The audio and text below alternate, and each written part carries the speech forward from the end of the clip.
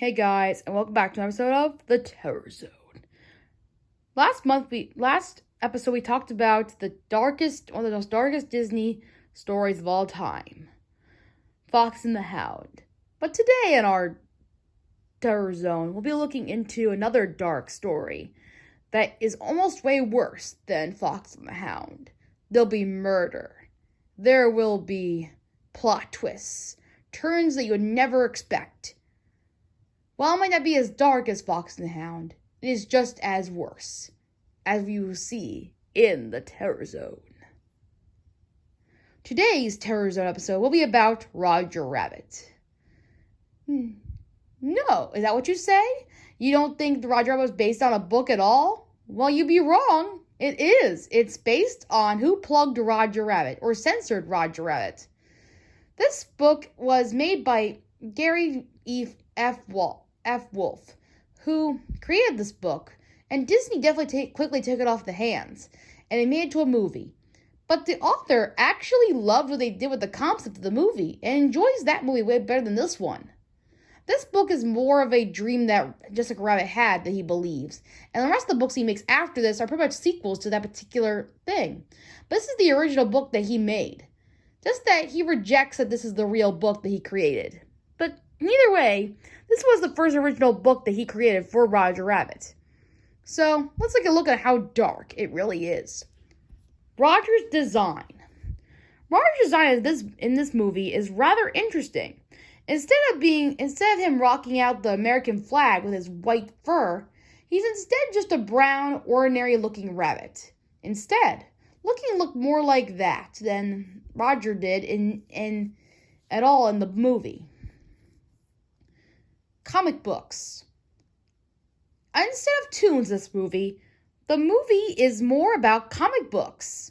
You see, in this movie, instead of them being cartoon characters, they are comic book characters instead, like Des the Menace, Garfield, Peanuts, and more. So none of the cartoons ever existed in any of this film in this book whatsoever.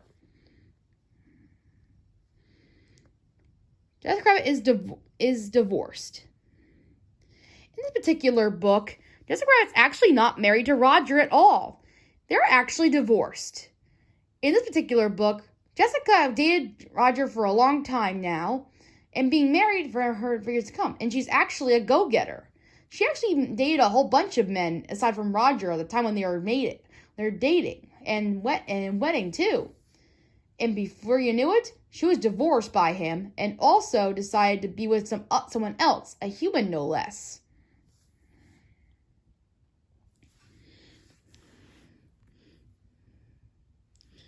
Duplicates. So, unlike the movie where Toons don't die,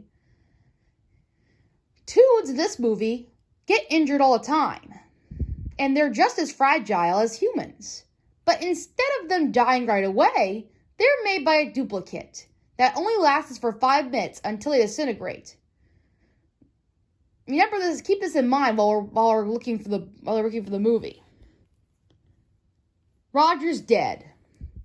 Now, upon the start of the mystery of the movie, we start by Rocco, one of the few associates of the police, dying in murder.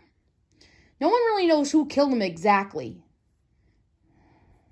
So, we move on. Eddie is assessed on the case when he finds that in his office, Roger is dead as well, with his corpse staying right in front of his office. But then,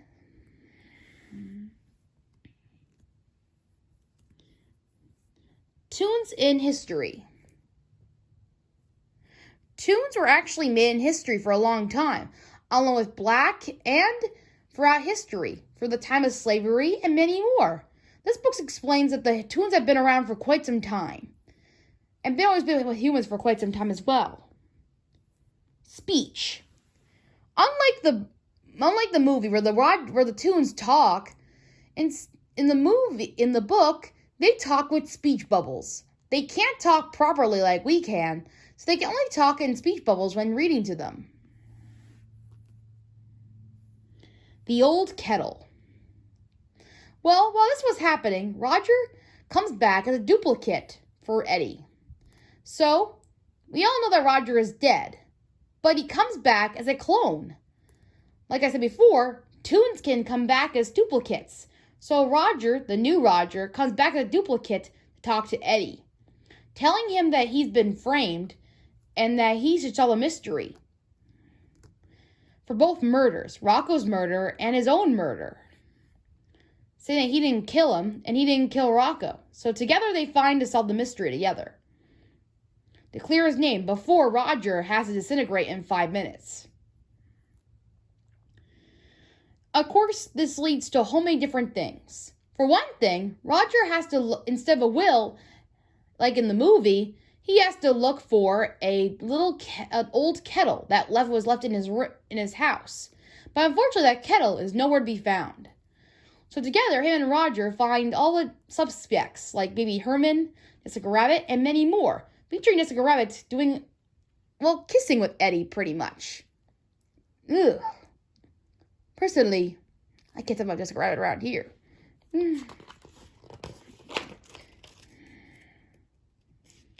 Benny is a bug. In this version, Bay the Cab is actually not a cab at all. In this version, he's actually just a bug. That's all. Eddie's problem. In this version, Eddie doesn't actually have a brotherly problem at all. He doesn't have a backstory even. The only thing that's wrong with him in this book is that he's just drunk in general. He never ends it up. He never gives it up at all either. So, in this version, he never really has a backstory either. He just is drunk just because.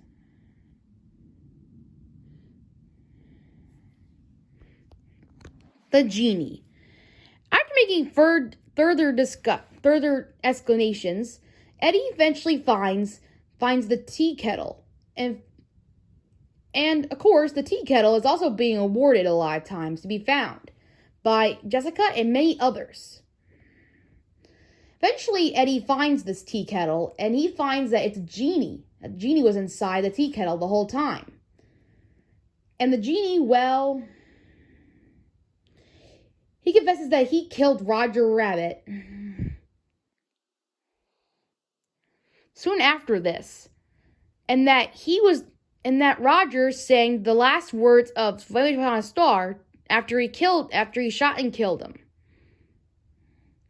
A fistfight ensues, and the genie and then Eddie gets the hold of the genie, throws him in the water. But before he could do that, he admits to Eddie to give him this paper to tell him that Tom, which was Rocco's brother, killed him instead of him killing Roger, which so many people believe.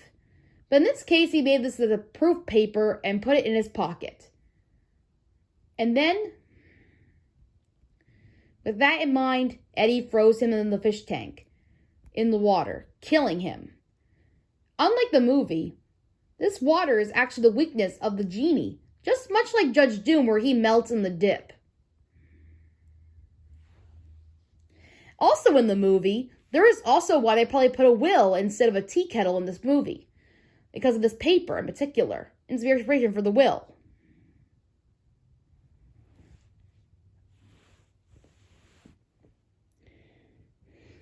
The ending.